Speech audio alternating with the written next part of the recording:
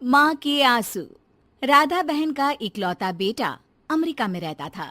एक दिन राधा बहन का किराएदार कहता है, अरे माँ जी अकेली बैठी रहती हैं, बेटे के पास क्यों नहीं चली जाती? अरे कैसे चली जाऊं, नई नई शादी हुई है। अभी तो थोड़ा बहू के साथ समय बिताएगा, तभी तो दोनों के बीच समझ बढ़ेगी ना।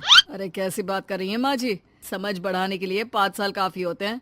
5 साल की शादी को कोई नई शादी नहीं कहता। हाँ वो तो है। आया था पिछले साल उसका फोन, पूछ रहा था कैसी हो, पर अब तो काफी साल हो गए, कोई फोन भी नहीं आता।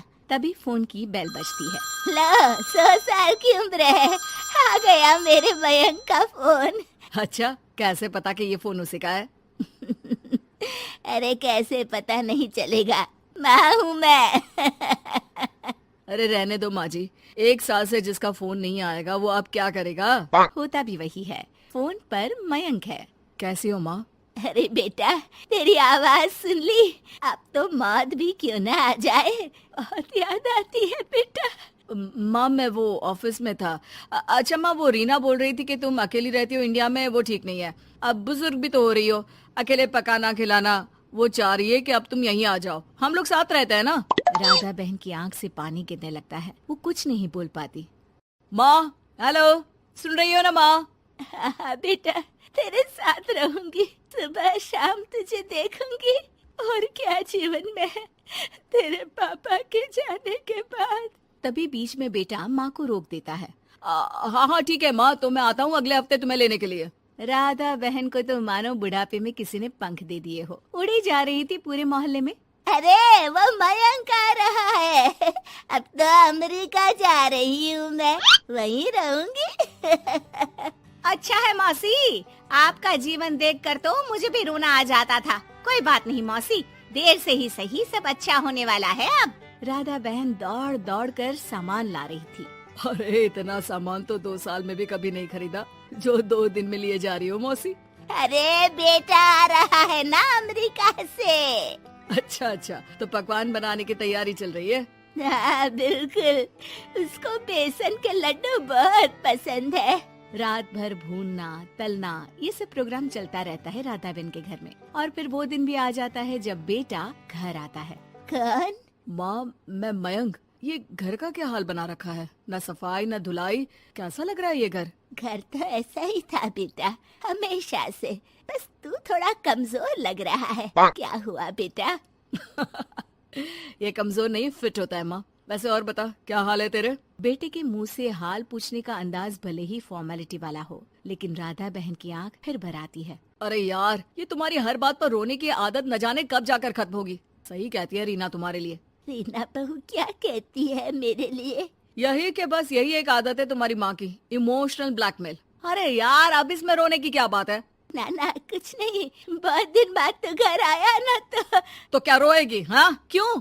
अच्छा ये ले, तेरे लिए रात भर बैठकर ये बेसन के लड्डू बनाए हैं, और ये अचार तुझे बहुत पसंद है ना? पसंद है नहीं माँ, पसंद थे।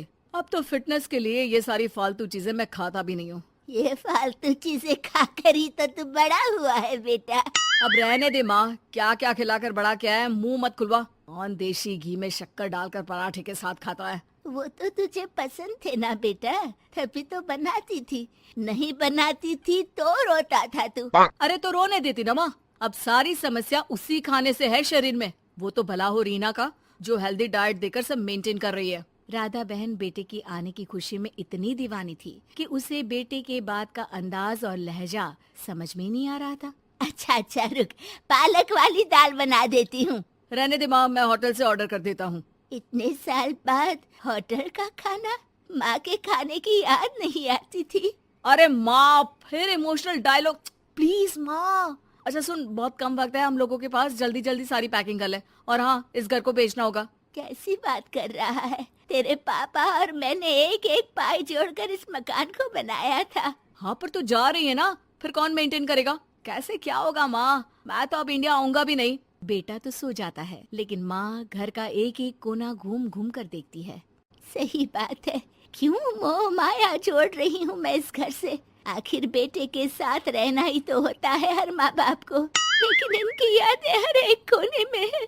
खैर, औने पौने दामों में घर को बेच बेटा और माँ एयरपोर्ट के लिए रवाना हो जाते हैं। माँ यहीं बैठ, मैं अभी आया। नहीं नहीं बेटा, मैं साथ रहूंगी, पहली दफा आ रही हूँ ना। अरे माँ, टिकट, बोर्डिंग, सामान, चेक इन, 10 काम है, करके आ रहा हूँ ना। ठीक है, जल्दी आ जाना, यहाँ घबराहट होती रहेगी। बेटा माँ को समझाकर चला जाता है। माँ बैठी रह जाती है लेकिन बेटा आता ही नहीं। एयरपोर्ट के लोग बताते हैं कि इस नाम का लड़का तो कब का अमेरिका की फ्लाइट लेकर उड़ चुका है। माँ किसी तरह अपने बीके हुए मकान में ही आ जाती है। मुझे कुछ दिन रहने दो, पता नहीं क्या हुआ, हो सकता है कोई मजबूरी हो बेटे की। नया मकान मालिक कहता है। अरे माँ जी, कमरा तो मैं आपको दे दूँ, पर भाड़े का क्या? पति की पेंशन भी है भैया। ठीक है, आप आराम से रहिए, लेकिन एक बात बताइए, आप किसी रिश्तेदार के घर क्यों नहीं चली जाती? अरे कैसी बात कर रहे हैं आप, मेरा बेटा कभी भी आ सकता है। अगर मैं उसे यहाँ नहीं मिली तो